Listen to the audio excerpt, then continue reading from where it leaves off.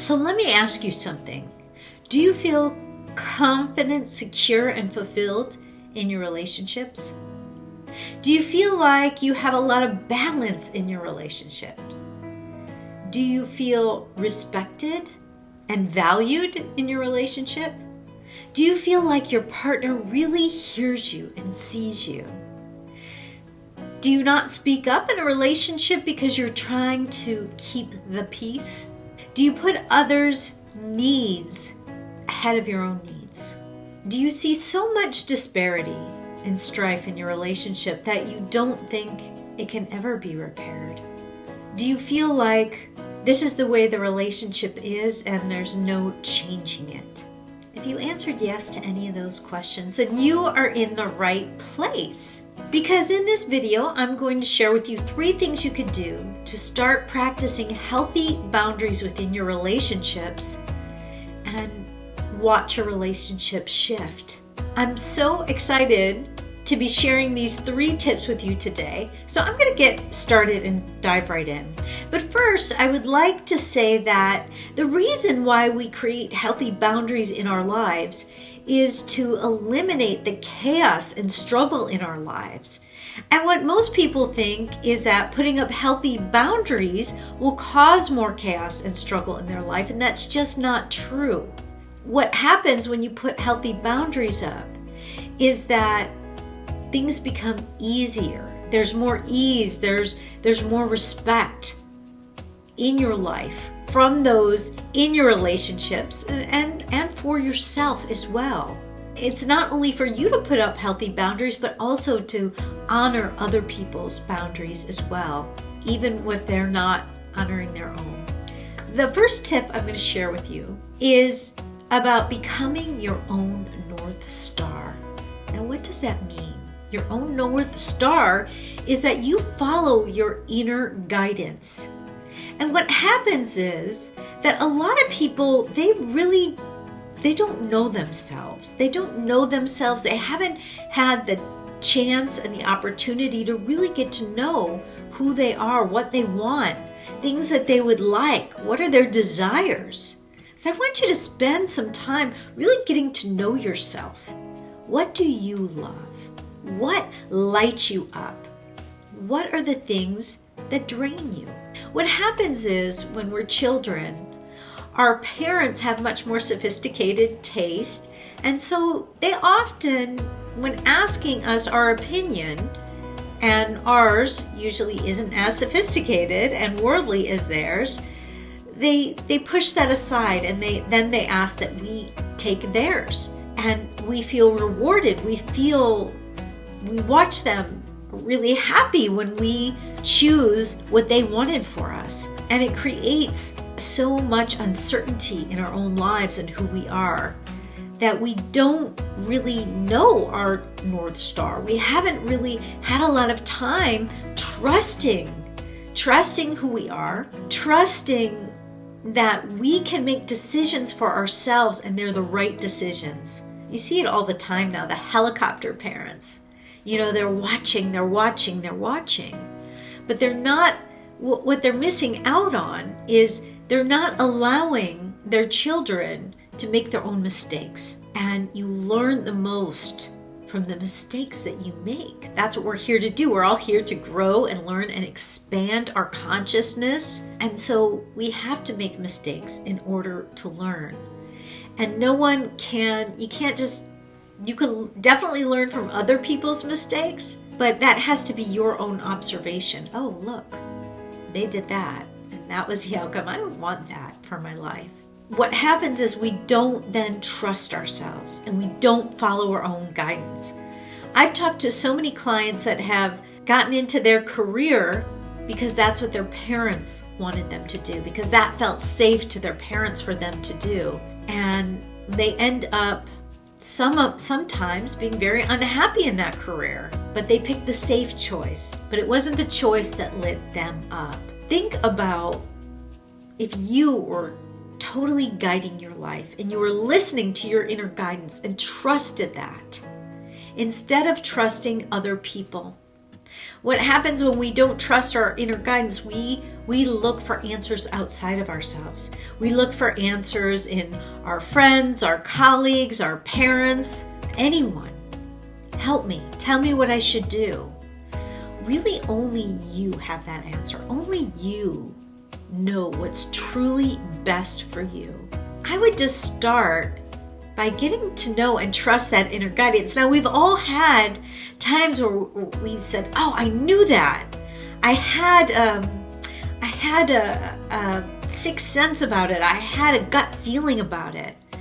But all the circumstances pointed the other way, it seemed at the time. So that's the road I chose. That's the path I chose. That's the decision I made. And honestly, it was the wrong decision. I should have trusted my gut. So when you start trusting your gut, it will be a little bit uncomfortable because, whoa, this doesn't seem like the right thing to do, but something inside is telling me that this is the way.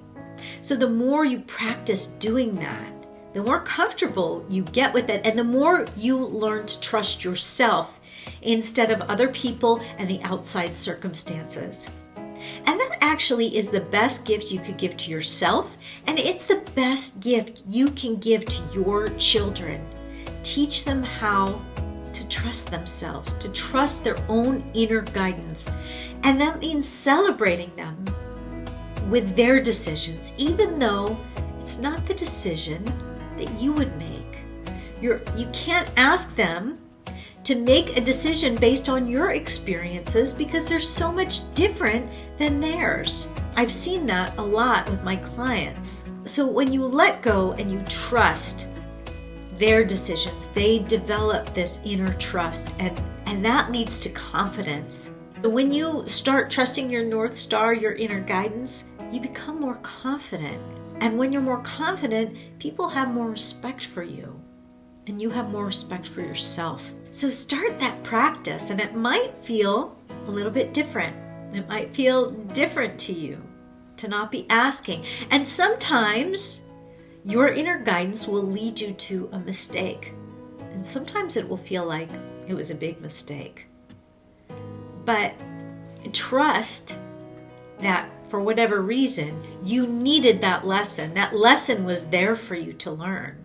Because you will learn the lesson, whether you trust your own guidance or go in a roundabout way to get there. You'll always learn what's meant for you to learn, even when it doesn't look like it led you to the perfect place. Just trust that it did, and that lesson was there for you. Clients will ask me, how do I know when it's my gut feeling and my guidance, or it's fear that's driving the decision? And there's a good way to check in with that. Ask yourself, how does this feel? Because your internal system, your nervous system will always tell you what the truth is. If it feels like a lot of fear and that's why you want to make a decision, then that is fear guiding you. Really pay attention. Also, sometimes when your guidance is to do something, your gut feeling is to do something that's outside of your comfort zone, you will definitely feel some fear to that. And that's okay.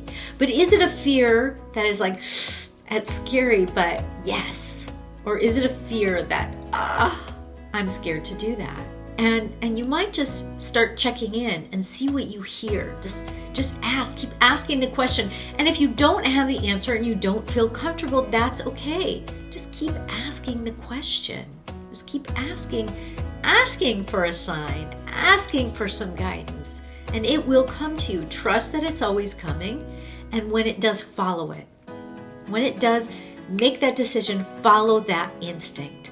When you follow a decision and really get on board with it, it has so much more power. It actually it creates a force in the universe that will help you with whatever it is you're trying to accomplish. Even if it's the wrong decision, it will help turn it, sway it to what it should be. So have confidence. Go all in on those decisions. When you develop your North Star, then you're not so open to letting everyone make the decisions for you. And then tends to lead to depression. Like when you don't know who you are. Get that strong sense of self by creating those boundaries of what you want. What is tolerable to you in a relationship? What are you willing to compromise? When are you not willing to compromise? Everyone has to compromise in a relationship. What is over the line for people to be asking you to do? Where are you compromising your own needs in service to someone else? And where are they asking you to do that? And then you have to say no. And you don't ever have to explain yourself. You can say, I'm not comfortable with that. I have something else to do. You don't have to explain yourself. And you can do it in a kind way. You can. I'd love to help you out, but right now is not a good time. That's all you have to say. People will respect that. They do. They will respect that. And the next tip I want to share with you is to be willing to let go. Be willing to let go of a couple of things. One, when you start putting up boundaries, healthy boundaries, with people you have not had healthy boundaries with, there's going to be a little bit of a shakeup in the relationship. And that might go smoothly and it might not. But be willing to let go of whatever it is. Be willing, if you are not going to do certain things for them and they don't want to be in a relationship with you anymore, then maybe that wasn't the healthiest relationship for you anyway, if it was that one-sided. So be willing to let go. Be willing to let go of being as close as you think you are. Maybe you don't need to be that close if there aren't healthy boundaries in the relationship. Be willing to let go if your partner gets frustrated and mad because the rules are changing. And let them work that out. It's okay. It's okay. Let them work that out. Don't run back to please them. Your job is to take care of yourself. Your job is to take care of yourself. And if you're not doing that, then how is someone going to feel confident that you can take care of them? Be willing to let go of what the relationship looks like. Be willing to redefine the relationship. Let go of what it is. Remember, we're putting up healthy boundaries to get out some of the chaos in your life, to create something more meaningful. When there are healthy boundaries up, people know where they stand and they have confidence in you and they respect you. So don't allow someone to beat you up, to cut you down. Don't allow that. You're better than that. And they don't want to do that either. I had a client whose wife was being very disrespectful to him and really putting him down. And I told him that he needed to put up a boundary about that. You can't talk to me like that. I've been in relationships where someone's yelling at me and I'm like, hey, you can't talk to me like that. I didn't yell back. It took me years to stop doing that. But I didn't yell back. I just said, okay, I'm going to go in the other room. They always said, no, and changed their tune. So it's shocking to see when you don't allow the bad behavior stops, or they move on to someone who's willing to take it. And that's okay, because you have to decide, do I want that in my life? So be willing to let go, whatever that looks like. Even if it's a family member that really depends on you and they're not allowing you to have your life, you can still help them and put up some boundaries. I've seen clients who compromise their own health in service to family members, and that's not what you want to do, because you're not here to be in service. You actually are. You are here in service. You're here in service of expanding your own consciousness. You're here in service of feeling positivity where there's darkness. That's what you're in service of. But if you do that by compromising your own self, then it doesn't work. It doesn't work. You miss the whole point. You're not expanding. The only way to be in service and help other people expand and help other people feel good in their lives is to do that for yourself. To do that for yourself. Because you can't make anyone do that. The only thing you could do is model the behavior. And when you lift yourself up, you lift everyone around you up as well. Now, if they're willing to go with you on that ride or not, that's up to them. That's not up to you. So be willing to let go, whatever that looks like for you. That moves us right into our third and final tip. And our third and final tip is open your heart. Open your heart. If your heart is not open in a relationship, then that is an unhealthy boundary. That's an unhealthy boundary. If you are in a relationship and you feel like, I'm doing everything I'm supposed to do, I'm doing my job in this relationship, I'm either taking care of the family, or maybe I'm taking care of the finances, or maybe whatever it is, whatever you think your job is, I'm doing my job, but things are strained. Are you opening up your heart? If you're doing everything you're supposed to do and you're checking boxes, and I see this all the time in relationships, but you're not coming to the relationship with an open heart, you're not allowing yourself to be vulnerable in the relationship, then the other person will not feel safe.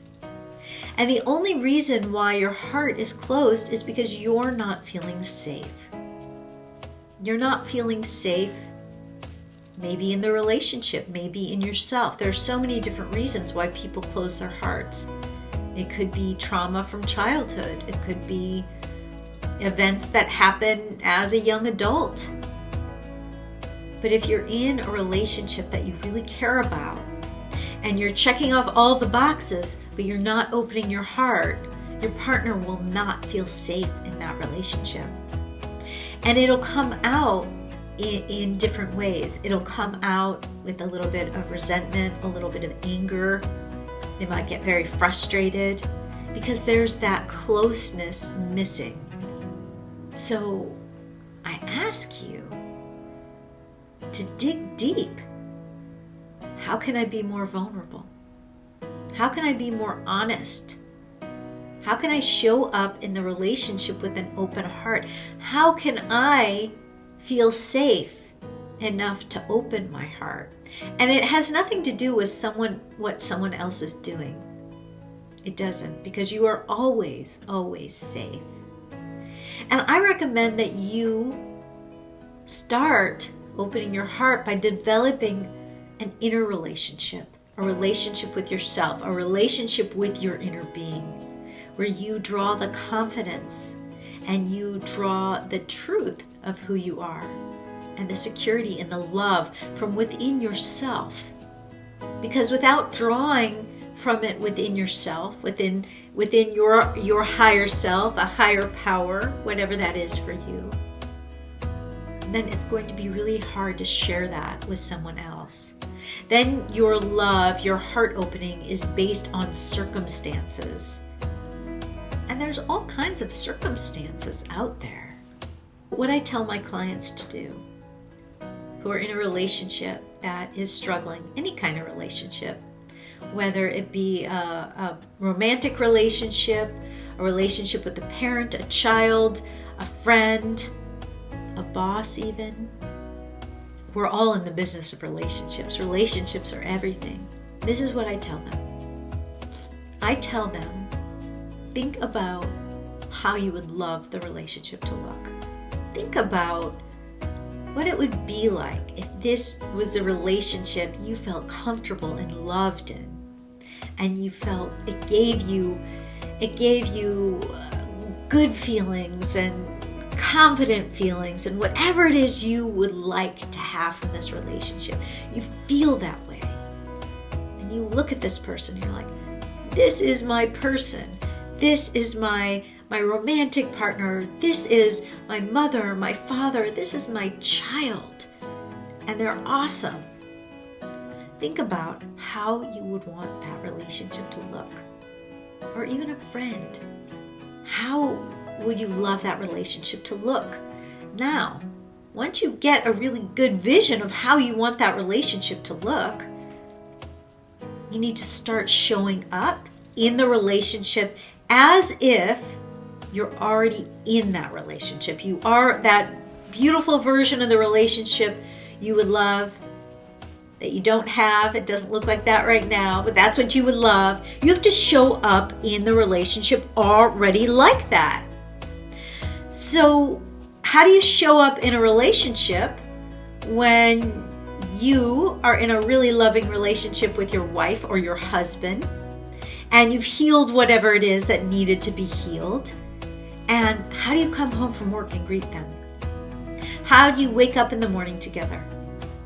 What is that like? What does that look like? How do you decide where you're going for dinner? How do you call them and say, hey, can I pick up something for you? I'm going by your favorite place.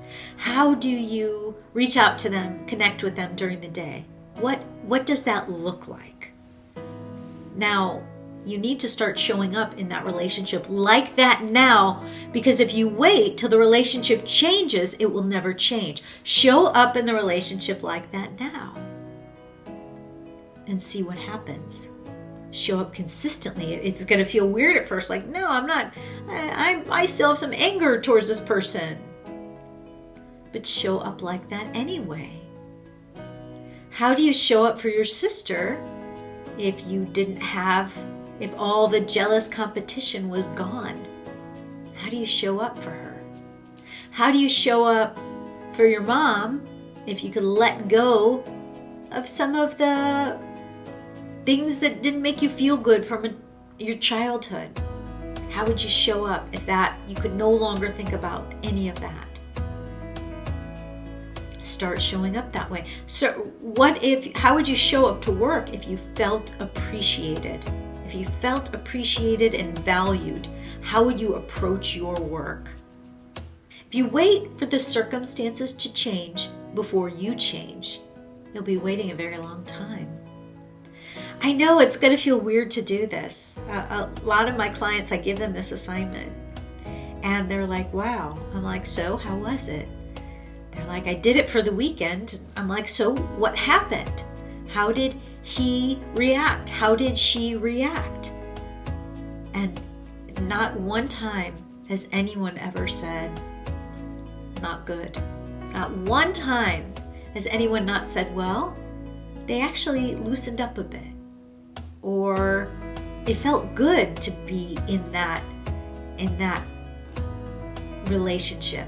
And they felt good. They reacted really positively to it. And sometimes when you do it, they don't trust it because they're like, hey, what's happening here? Where did this come from? Where's the crabby man? Or the silent one? Or where's the angry woman? Or what is that? Now, I'm not saying if you are in an abusive relationship, that's something totally different. But if you're in a relationship that has over time had some resentment built, had some boundaries broken, this is a really good practice. So I hope that this has been a really great help for you. And please hit the like and subscribe. If you have any questions or comments, I'm really happy to answer them. I love hearing from you. I love hearing about what you are struggling with. What are you struggling with that you would like to see me do a video on? Write that in the comments or feel free to send me a private email. Mwah! Wishing you so much love in all your relationships. I will see you soon.